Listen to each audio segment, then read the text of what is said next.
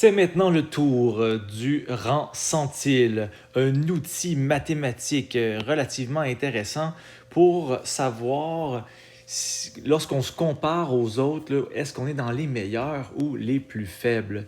Alors, l'objectif, c'est l'équivalent de séparer un groupe très nombreux en 100 paquets. Et le premier paquet, donc le rang centile 1, sera bien sûr les plus faibles et le rang centile qui va être égal à 100 sera le groupe le plus fort. On peut aussi dire que ça représente, vu que c'est sur 100, un pourcentage. Alors un pourcentage de gens qui sont inférieurs à toi. Ça veut dire que si tu as un rang centile de 60, ben ça veut dire que tu as 60% des gens qui sont pareils comme toi ou moins bons. Alors, comment on fait pour trouver ce rang centile? Alors, avec toutes les données. Alors, ici, vous voyez, là, toutes les données sont ici. Alors, la formule est la suivante. OK? Donc, comme ça. Et j'ai oublié de rajouter une petite flèche vers le haut, qui est très important. Alors, qu'est-ce que ça veut dire? Bien, tu vas aller compter le nombre de chiffres qui sont en bas de toi. J'ai mis la couleur jaune. OK? Alors ici, moi, la donnée dans mon exemple, ça va être le chiffre 11. OK? Alors, supposons que j'ai eu 11 sur 20 dans un mini-test de mathématiques sur les statistiques. Alors, j'ai 11 sur 20 ici. Il y a des gens qui ont eu des résultats très faibles et il y a quelqu'un qui a eu tout bon. Alors, combien j'ai de personnes en bas de moi? 1, 2, 3, 4, 5, 6, 7. Alors, le chiffre ici, c'est 7. Ensuite de ça, il y a un plus. Alors, je mets un plus, 0,5, 0,5. Et le 0,5, on doit le multiplier par le nombre de chiffres qui sont égaux à toi et toi-même. Ça veut dire combien il y a de chiffres 11. Alors, il y a moi et quelqu'un d'autre. Alors, nous sommes 2. Alors, le chiffre en vert, c'est 2. Okay, alors, vous voyez les 2 ici, là. 2 là.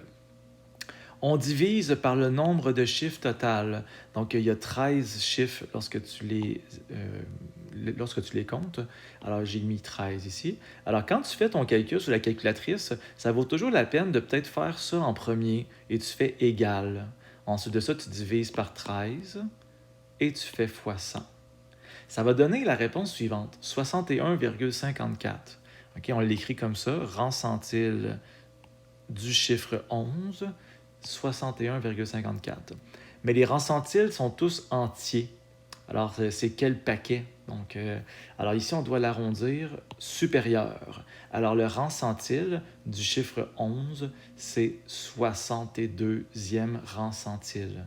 Ça veut dire que 62% des gens qui sont en bas de toi ou égal. Alors, tout ça, là, si tu mets une barre ici, c'est 62% des gens. Lorsqu'il y a une course, ben, on ne voit pas tous les candidats. Alors, c'est un petit peu plus difficile. En fait, c'est qu'on s'intéresse souvent aux meilleurs dans une course. Et le rang centile, lorsqu'on l'a vu avec la formule précédente, on s'intéresse surtout aux moins bons, ceux qui sont en dessous de toi. Et quand tu fais une course, ben, c'est pas vraiment intéressant de savoir combien de personnes sont arrivées après toi.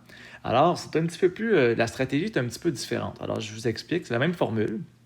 Mais si je te dis que tu arrives 9e sur 33 lorsque tu fais une course, ben en réalité, j'ai même ajouté ici un exemple où est-ce que tu arrives à égalité avec 3 de tes amis.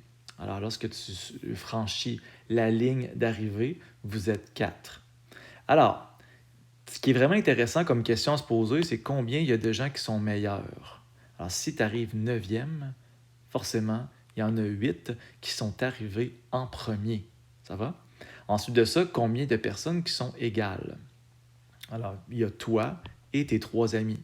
Ça donne 4 personnes. Et ensuite de ça, si j'ai 12 personnes ici, OK, ben ça fait combien de personnes qui sont moins bonnes que toi? Ben j'ai fait 33 moins les 2 qui sont ici et ça me donne 21 personnes moins bonnes. Alors, je vais utiliser la formule de la page précédente. Alors, combien il y a de personnes moins bons? Plus 0,5 multiplier le nombre de personnes égales à toi et toi-même, divisé par le nombre de chiffres total, fois 100, et on arrondit vers le haut. Alors ici, lorsqu'on effectue ce calcul, ça donne 69,7. On arrondit à la hausse et ça donne le rang centile 70. Okay? Alors, si tu es 9e sur 33, ça donne le rang centile 70. Troisième sorte de question, c'est lorsque, par exemple, on a trouvé une donnée à partir d'un rang centile. Alors, le rang centile, on le connaît. Ça va? Alors, ici, j'ai mis une série de chiffres un peu au hasard. Et ensuite, il y a 14 nombres. Alors, je peux même le rajouter. N égale 14.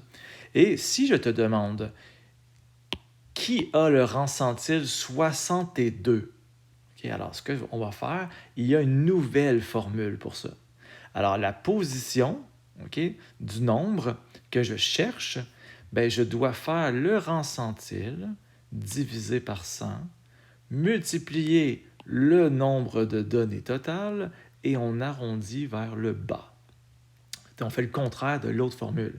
L'autre, on arrondissait vers le haut et celle-ci, on arrondit vers le bas.